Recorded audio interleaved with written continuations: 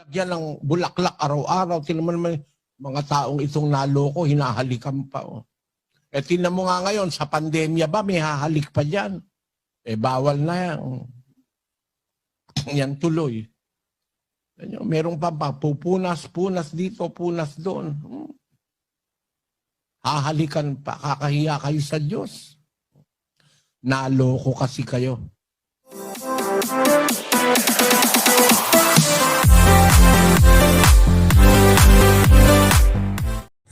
Sa oras na ito mga kaibigan, gusto ko pong sagutin itong komento sa atin sa isa sa mga nakasubaybay sa atin tungkol po sa mga rebulto. At ito po ay tungkol sa pambabatikos daw di umano ni kapatid Nelly sa mga Katoliko dahil sumasamba daw sila kay Maria, mga kaibigan. Narito po ang kanyang komento. Gusto ko pong basahin. Sabi niya, huwag ninyong paniwalaan ang mga maling paliwanag ni Eli Soriano dahil sariling kuro-kuro lamang niya yan. Sa totoo lang, hindi nananalangin ang mga Katoliko kay Maria, kundi pinupurihan lang ito sa kanyang pagiging banal na ina dahil siya ay dakilang pinili ng Diyos Ama upang magiging ina ng dakilang anak niya na si Jesucristo. Noong ipinanganak siya sa mundo bilang isang katawang tao, pakiulit-ulit lang basahin ang Aba Ginoong Maria upang maunawaan ninyo kung nagpapahiwatig ba itong sinasamba si Maria bilang isang Diyos. Isipin ninyo mga kapatid na walang antikristo na pumapanig sa kinakalaban nito. Sabi niya, no? Mga kaibigan. So, nagtataka lamang po ako, kung pinupuri po ninyo si Maria at hindi nyo sinasamba, mga kaibigan na Katoliko, kapatid na buboy, ba't tuwing kayo'y mananalangin ay mayroon pong Aba Ginoong Maria? Ba't laging may Ginoong Maria? Kasi mga kaibigan, ano po dahilan? Bakit lagi nyo na lamang po sinasabi na Aba Ginoong Maria, Aba Ginoong Maria? Tuwing mananalangin po kayo, walang paltos yan. Kapag kayo po'y nananalangin sa burol o saan man okasyon, may Aba Ginoong Maria. Ba't ganon? Sabi nyo, hindi nyo sinasamba, pero parang lumampas na kayo sa pagsamba, mga kaibigan. Kaya hindi nyo po masisisi ang mga tao kung bakit panay ang sabi nila na hindi na yata paggalang ang ginagawa ng Iglesia Katolika, kundi ito na po ay isang uri ng matinding pagsamba kay Maria, mga kaibigan. So sa ngayon, mga kaibigan, atin pong sasagutin yan at aalamin kung ano po talaga ang ginagawa ng mga Iglesia Katolika tungkol po sa komento na ito. Pakinggan nga natin yung video ng ating kapatid na Eli kasi tamang-tama may nagtanong po sa ating kapatid na Eli kung bakit ayaw pong sambahin ang mga o bakit ipinagbabawal ang mga imahen. Narito po ang video ng ating kapatid na Eli tungkol po sa nagtanong ng isang Katoliko. Panoorin natin. Po, kapatid na Eli, kapatid na Daniel, salamat po sa Diyos. At ang magtatanong po dito sa Basco, Batanes, isa po siyang Katoliko. Ito po siya. Ang tanong ko lang po, brother, bakit po ba isang napakalaking issue po sa kapatiran po yung pagsamba po ng mga Katoliko sa mga imahe or God? Though para po sa akin, kasi isa po Katoliko, nandyan po yung imahe po ng certain saints or ni God, hindi dahil yung sculpture po yung sinasamba ko, kundi parang remembering po na like picture ng po niya, pero yung pagpanalangin ko po yung galing po sa kalooban po. So, ang pangalawang tanong ko po, ano po bang magandang paliwanag kung bakit masama po yung paggawa ng mga imahe at pagdasal po sa harap po nito? Alam mo kapatid, hindi naman natin kailangan ng paliwanag ng kahit na sino. Ang kailangan natin sumunod sa salita ng Diyos. Ang salita ng Diyos kasi ang makakapagligtas sa atin. ang salita ng Diyos, kaya dinala sa lupa ng Panginoong Hesus para gumawa ng pagliligtas, pagtutuwid, pagtuturo ng katotohanan. Yun ang dahil kaya may salita ang Diyos sa atin. Kaya nakikipag-usap ang Diyos sa atin. Hindi natin kailangan ng paliwanag pa ng kahit na sino. At ang salita ng Diyos ganito, no? Pakinggan mo, sabi mo, Katoliko ka, ha? Siguro, alam mo naman yung sasabihin ko sa'yo, no? Yung pasyon, ang Katoliko may gawa nun. Yung pasyong Henesis ni Padre Mariano Pilapil ng Katoliko at saka yung pasyong Candaba ni Padre Aniceto de la Merced, no? Yang mga pasyon na yan, binabasa yan sa Pilipinas pagkamahal na araw. Ang sabi dun sa pasyon, ganito, huwag kang magagalit, pasyon ng Katoliko ito. Doon sa pasyong Katoliko, ang sabi ay, sukat mong maalaman sa sulat na papalaman. Ang sulat, yun yung Biblia. Kasi yung mga ibang sinasabi sa pasyon, kinopya ni Padre Pilapil sa Biblia. Sukat mong maalaman sa sulat na papalaman ang poong Diyos nga lamang, siyang dapat na luhuran at sambahin gabit araw. Ayon, ang liwanag, oh. Ang poong Diyos lamang. Yung salitang lamang, isa lang ang sasambahin mo. Siya mo lang luluhuran, yung Diyos na may lalang sa atin. Yun ang sinasabi sa Biblia, 95:6 ng awit. O magsiparito kayo, tayo'y magsisamba at magsiyukod. Tayo'y magsiluhod sa harap ng Panginoon na may lalang sa atin. Ang luluhuran natin yung may lalang sa atin, hindi yung ginawa natin. Mali kasi yun, sumamba ka, lumuhod ka sa ginawa ng tao. Ang dapat na luhuran natin yung gumawa sa atin. Basahin natin ng 1:25 ng Roma. Sapagkat pinalitan nila ang katotohanan ng Diyos ng kasinungalingan at sila'y nagsisamba at nangaglingkod sa nilalang kaysa lumalang na siyang pinupuri magpakailanman siya nawa. Ayun, pinalitan nila ang katotohanan ng Diyos ng kasinungalingan. Nagsisamba sila, naglingkod sila sa nilalang. Si Maria nilalang. Ang mga anghel nilalang. Si Pedro nilalang. Lumuluhod sila kay Pedro, lumuluhod sila kay Maria, lumuluhod sila sa mga estatwa na ginawa ng kamay ng tao. Mali yun kasinungalingan yun. Sabi ng Biblia, kapatid, hindi mo kailangan ng paliwanag ng kahit na sino. Hindi rin ako magpapaliwanag, yan ang sinabi ng Biblia. Kasinungalingan na imbis na ang paglingkuran mo, yung lumalang, maglingkod ka sa nilalang, baligtad. Dapat ang paglingkuran, yung lumalang, hindi yung nilalang. Lalo na yung ginawa ng kamay. Basahin natin ang 17 ng gawa ng mga apostol.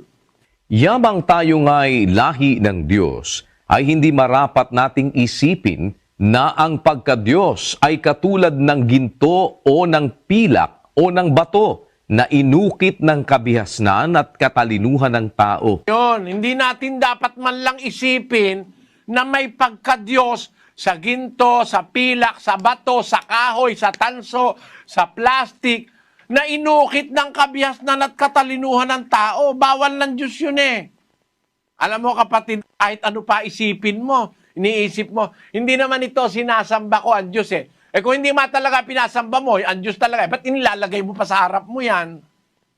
Ba't kailangan mo ilagay? Bawal nga ng Diyos yan. Pakinggan mo sa 5:7 ng Deuteronomio. huwag kang magkakaroon ng ibang mga Diyos sa harap ko. Huwag kang gagawa para sa iyo ng larawang inanyuan na kawangis ng anumang anyong nasa itaas sa langit o ng nasa ibaba sa lupa o ng nasa tubig sa ilalim ng lupa. Huwag mong yuyukuran sila o paglilingkuran man sila, sapagkat akong Panginoon mong Diyos ay mapanibughuing Diyos na aking dinadalaw ang kasamaan ng mga magulang sa mga anak sa ikatlo at sa ikaapat na salin ng nangapopuot sa akin. Napakaliwanag niyan eh. Anong paliwanag ang kailangan dyan? Pwede pa bang magpaliwanag dyan? Iisip ka pa ba niyan? O kung ano pang guguni-gunihin mo o i-imaginein mo? Sabi ng Diyos huwag kang gagawa para sa iyo ng larawang inanyuan. Ayun, mga iskultura. Nakawangis ng anumang anyo sa taas sa langit, sa ibaba sa lupa, o sa tubig sa ilalim ng lupa. Huwag mong yuyukuran sila. Napakaliwanag na yan Ano pa ba papaliwanag mo dyan? Bawal nga yukuran yan Bawal. Kahit ano pa sabihin mo, hindi naman sila ang pinananalanginan ko kung hindi nga sila, ba't nilalagay mo sa harap mo? Ba't ka lumuluhod sa kanila? Ano bang klaseng filosofya yon? Kasi hindi naman ganun ang pagsamba sa Diyos na may haharapin ka, lalagyan bulaklak, lalagyan mo ng kandila. Wala namang ganun Ang pagsamba sa Diyos, pagsamba sa katotohanan at sa espiritu. Pag espiritu, walang kahit anumang materya. Pakinggan mo 4:23 ng Juan. Datapwat dumarating ang oras at ngayon nga, nasasambahin ng mga tunay na mananamba ang Ama sa espiritu at katotohanan. Sapagkat hinahanap ng Ama ang mga gayon na maging mananamba sa Kanya. Ang Diyos ay espiritu at ang mga sa Kanya'y nagsisisamba ay kinakailangang magsisamba sa espiritu at sa katotohanan. Yon, maliwanag yon kapatid. Ang salita ng Diyos pakikinggan natin. Sabi ng Biblia, dumarating ang oras at ngayon nga, sabi ng Panginoong Hesus, sasambahin ang mga tunay na mananamba ang Ama sa espiritu at katotohanan. Sapagkat hinahanap ng Ama ang mga gayon na maging mananamba sa Kanya. Ang Diyos ay espiritu. De walang ribulto. Espiritu yun Meron ba ribulto yung espiritu? Ang Diyos ay espiritu. Ang sa Kanya'y nagsisisamba, kinakailangang magsisamba sa espiritu at sa katotohanan. Ayun ang pagsamba sa Diyos, kapatid. Walang kandila, walang bulaklak, walang kung ano-anong mga paraphernalia. Napakatapos luluhuran mo pa. Kakaskasin pa ng panyo, hahalikan mo pa. Tapos sasabihin mo nga, hindi ko sinasamba yun. Hindi mo sinasamba, hinahalikan mo na nga. Nilalagyan mo pa ng bulaklak. Ay, ginagalang ko lang palusot lang yon. O, sige, ginagalang mo, tanggapin ko. Nanay mo, tatay mo, may retrato ba? Oo. O, ginagalang mo ba retrato ng tatay mo at nanay mo? Oo. Nilalagyan mo ba ng kandila? Nilalagyan mo ng bulaklak araw-araw yung retrato ng tatay mo na iginagalang mo? Nananalangin ka ba sa retrato ng tatay mo? Niluluhuran mo ba? Iba yung paggalang kesa dun sa pagsamba. Pag niluluhuran mo na, bawal na ng Diyos. Sukat mong maalaman sa sulat na papalaman ang poong Diyos nga lamang siyang dapat na luhuran at sambahin gabit araw. O kita mo, ang Diyos lang pala luluhuran, may load ka ng load kay Pedro. Yung si Pedro, nung nabubuhay pa, niluhuran ni Cornelio Pinagbawalan siya ni Pedro Yung tunay na Pedro, nasa Biblia, niluhuran, pinigilan niya. Basahin natin ang 10:25 ng Gawa. At nangyari na pagpasok ni Pedro ay sinalubong siya ni Cornelio at nagpatira pa sa kaniyang paanan at siya'y sinamba. Datapwat, Itinindig siya ni Pedro na sinasabi, "Magtindig ka, ako man ay tao rin." Nakita mo, yun talagang Pedro ha. Ano sabi ni Pedro kay Cornelio nung lumuhod siya kay Pedro? Tumindig ka, tao rin ako. Huwag ka sasamba sa akin. Mismo nga yung anghel Yung anghel, hindi tao yon. Nung lumuhod si Juan, pinagbawalan siya nung anghel. Basahin natin ang 22:8 ng Apokalipsis. At akong si Juan, ako ang nakarinig at nakakita ng mga bagay na ito. At ng aking marinig at makita, ay nagpatira pa ako upang sumamba sa harapan ng anghel na nagpakita sa akin ng mga bagay na ito. At sinasabi niya sa akin, "Ingatan mong huwag gawin iyan. Ako'y kapwa mo alipin at ng iyong mga kapatid na mga propeta at ng mga tumutupad ng mga salita ng aklat na ito. Sumamba ka sa Diyos." Kahit yung anghel ayaw paluhurin si Juan sa kanya Lumuhod siya sa harap ng anghel Sabi ng anghel, "Huwag mong gagawin yan. Masama yan. Di tama yan." Bakit? Kapwa mo rin ako alipin. Nilalang din ako. Ang dapat sambahin yung lumalang. Kaya kung halimbawa si Maria buhay, nako, hindi ka pwede lumuhod kay Maria. Papagbawalan ka ni Maria. Yun talagang Maria, walang taong lumuhod doon. Hindi pumayag si Maria sa buong buhay niya na niluhuran siya ng kahit na sinong tao. Bakit? Bawal kasi Hindi mo kailangan ng paliwanag o opinyon, kapatid. Huwag ka maniniwala sa opinyon. Hindi naman sinasamba yan Yan ginagalang lang. Sabi mo. Pero ang sabi ng Biblia, huwag kang luluhod. Huwag kang mananalangin sa kanila. Ang ginagawa mo, lumuluhod ka talaga, nananalangin ka. Hinahalikan mo pa nga Kaya alam mo kapatid, huwag kayong magagalit. Kahit anong pangangatwiran ng gawin nyo, bawal yan. Na sumamba ka kahit kanino pang iba. Ang Diyos lang ang sinasamba. Hindi ang apostol, hindi si Maria, hindi ang anghel, hindi ang arkanghel. Bawal ng Diyos yan.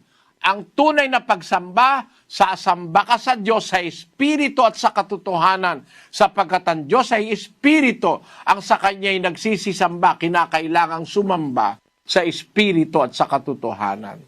Yun ang aking masasabi, kapatid na Juliana, ipagpaumanhin mo kung meron akong nasabing labag sa kalooban mo. Narinig ko kasi yung tanong mo, galing yun sa isang kaisipang clear. Naniniwala ako, maaluwalas ang isip mo. Kaya lang, ay maaaring nailigaw ka sa paniniwala. Gusto kitang mabahaginan nung aral ng Diyos na nasa Biblia. May Biblia ka naman Basahin mo, yun din ang nakasulat. Huwag kang luluhod sa mga nilalang. Yun ang sinasabi. Huwag kang gagawa ng mga larawang inanyuan. Salamat sa iyong pagdalo, kapatid na Juliana. Pagpalaing ka nawa ng Panginoon. So ayan po yung sagot, kapatid na Michelle Israel, doon po sa iyong komento sa akin. Yan po yung sagot po ng ating kapatid na Eli. Na yan po yung sinasabi ni kaibigan nating Michelle, mga kaibigan, na hindi daw natin paniwalaan kay Soriano.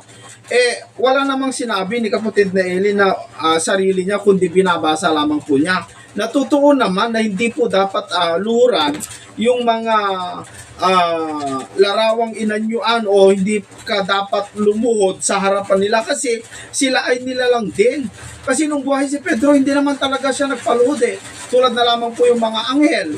Yung anghel hindi nga nagpaluhod kay Juan, mga kaibigan.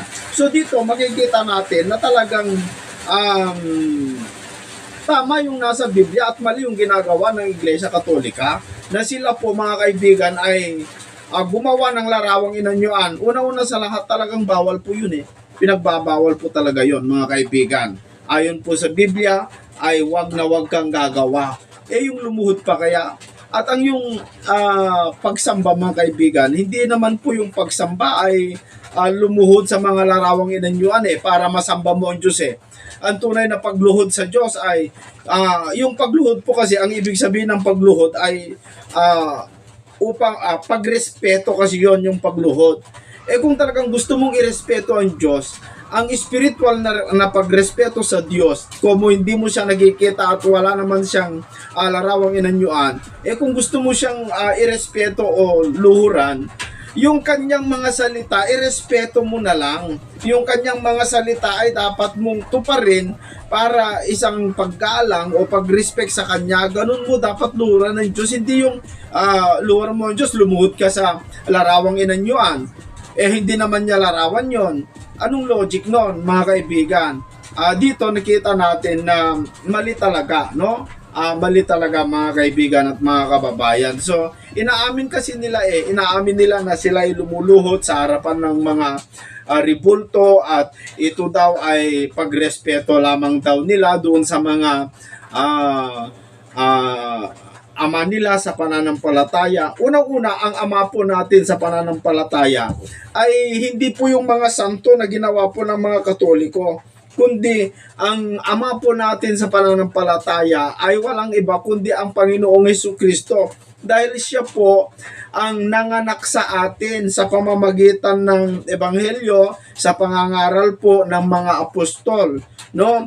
Ipinanganak tayo sa pamamagitan ng Ebanghelyo, kaya ang ating ama sa Espiritu si Kristo.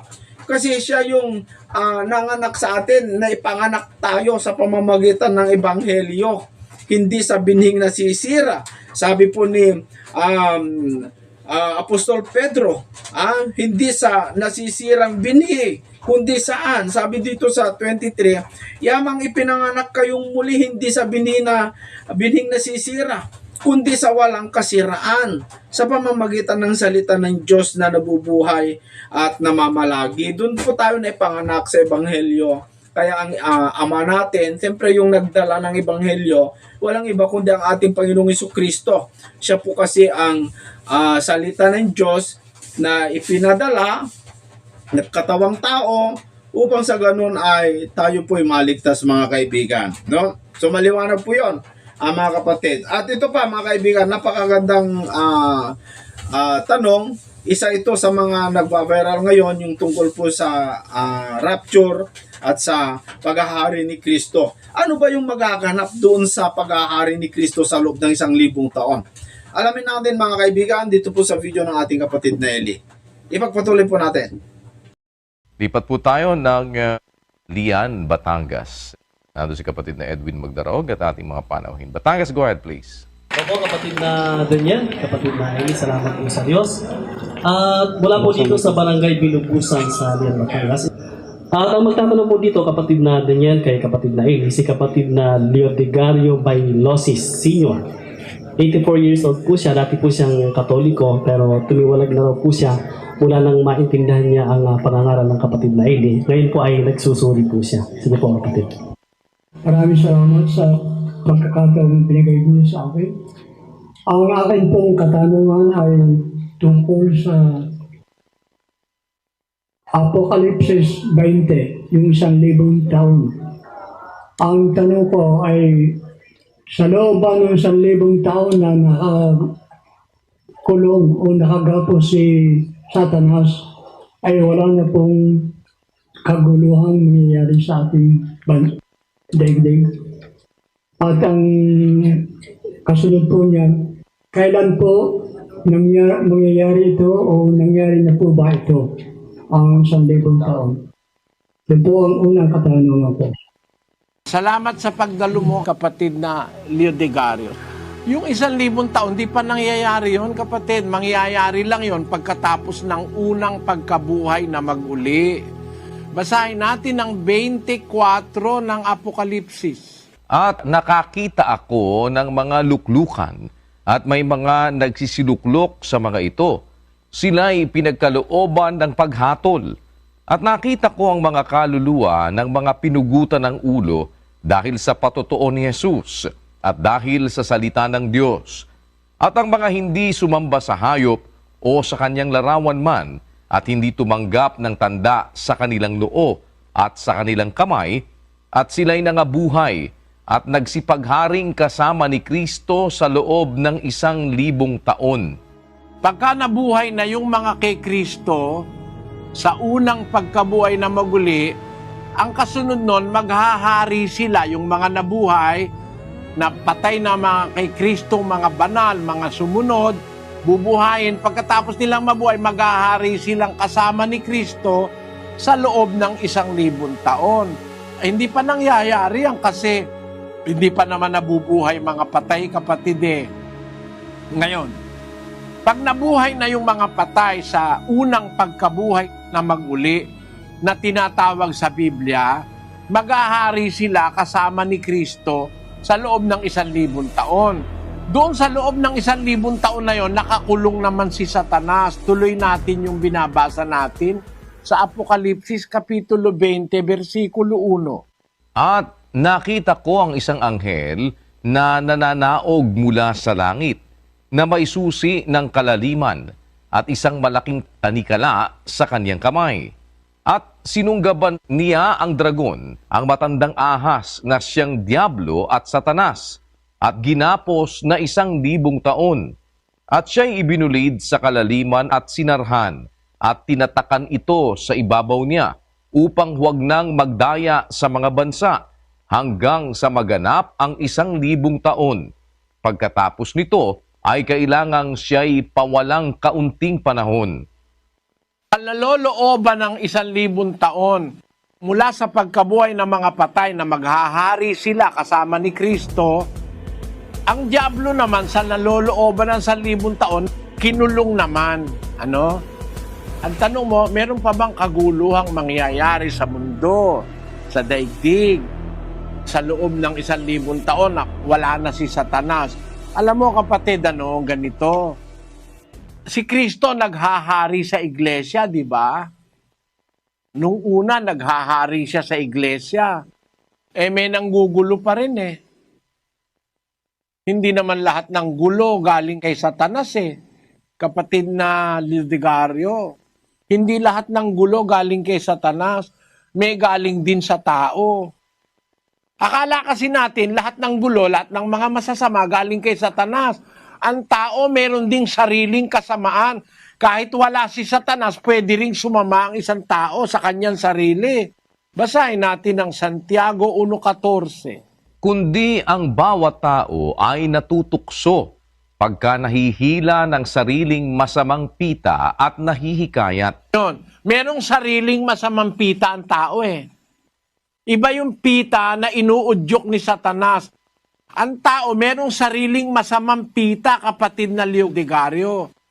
Ang tao natutukso pag nahihila ng sariling masamang pita at nahihikayat. Nahihikayat siya ng sarili niyang masamang pita. Ayon. Kita mo? Ano ibig kong sabihin? Ba't ko binabasa ito? Kasi kung lahat ng gulo, lahat ng kasalanan galing kay Satanas, hindi paparusahan ng Diyos ang tao. Dapat si Satanas lang ang parusahan. Siya pinanggalingan ng lahat ng masama eh.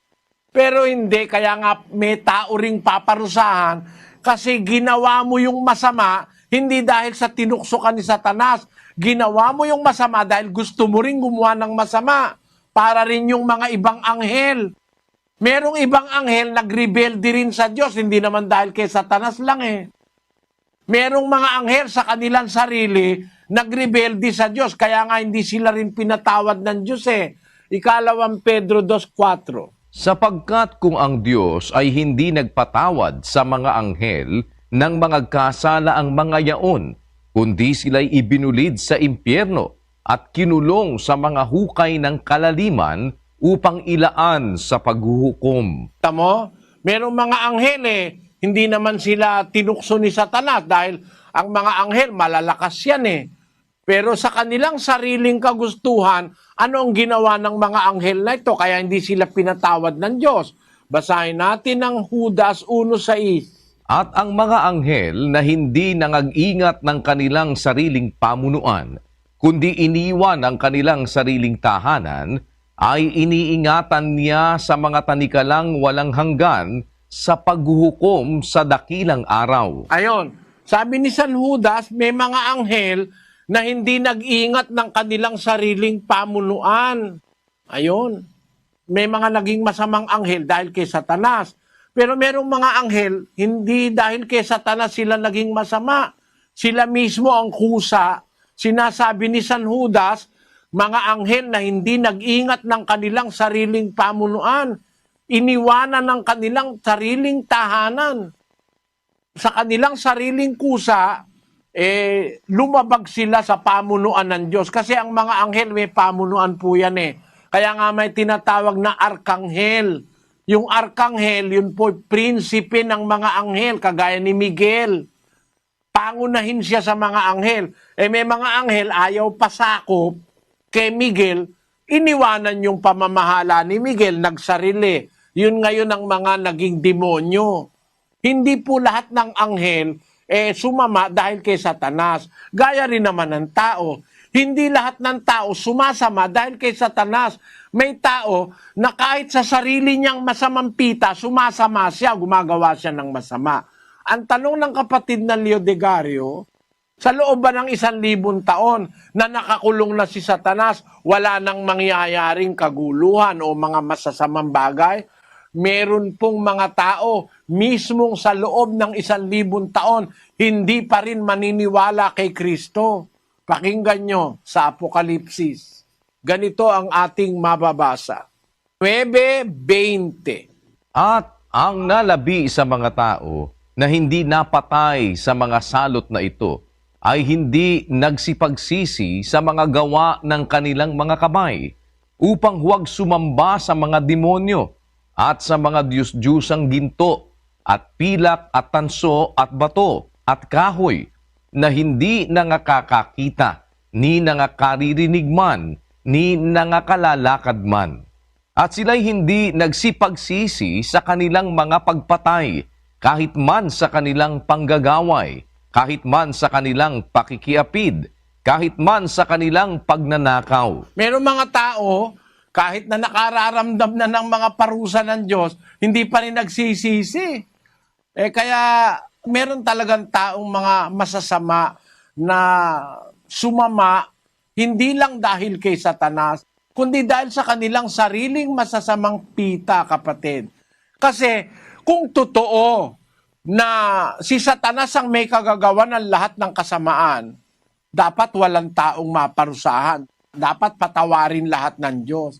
Pero bakit may mga taong paparusahan? Kasi meron siyang sarili niyang kasamaan. 18:20 ng Ezekiel. Ang kaluluwa na nagkakasala, mamamatay. Ang anak ay hindi magdadanas ng kasamaan ng ama o magdadanas man ang ama ng kasamaan ng anak. Ang katwiran ng matuwid ay sasakanya at ang kasamaan ng masama ay sasakanya. Ayon, ang hustisya ng Diyos, kahit sumama yung ama, hindi naman madadamay ang anak eh. Kahit sumama yung anak, hindi rin naman madadamay ang ama.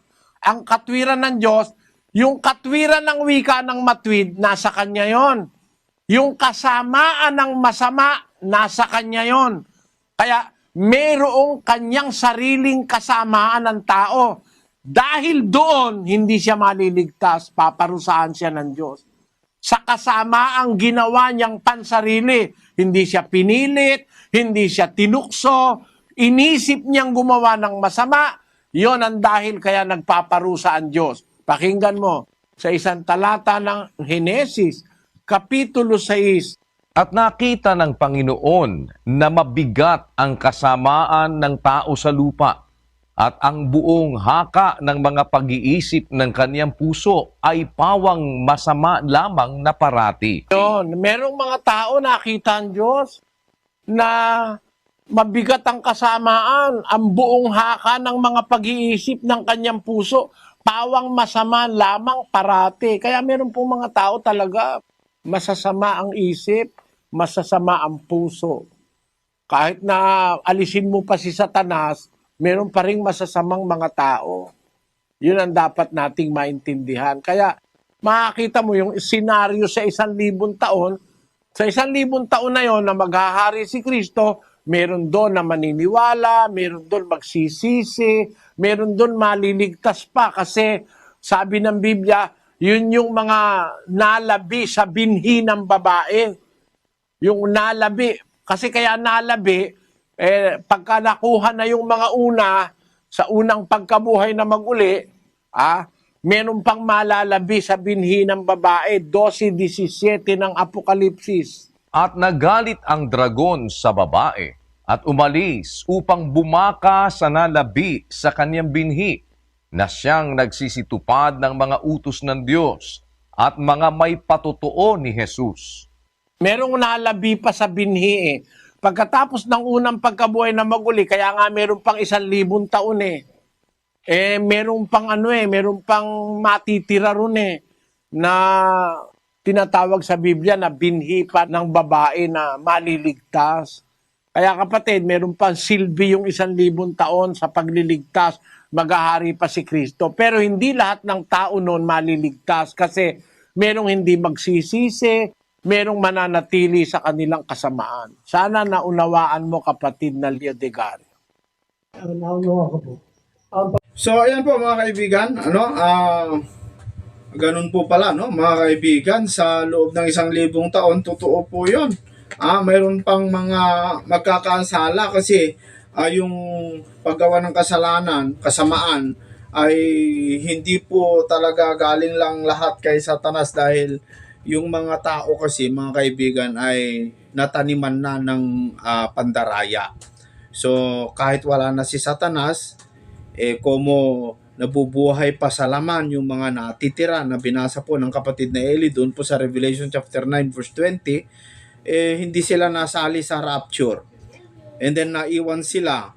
Pero hindi naman po sila napatay kasi hindi naman sila natatakan ng hayop, no? Hindi sila nagpatatak o baka hindi pa sila naabutan sa panahon na yan, mga kaibigan. Pero ito, mga masasamang tao ito. Ang papatayin lang kasi sa rapture, kung magkaroon ng rapture, mga kaibigan, papatayin po yung mga sumamba sa hayop, yung mga nagpatatak, no? At huhuliin yung hayop at saka yung bulaang propeta, and then ibulid sa impyerno. Yung mga masasama, papatayin, mga kaibigan.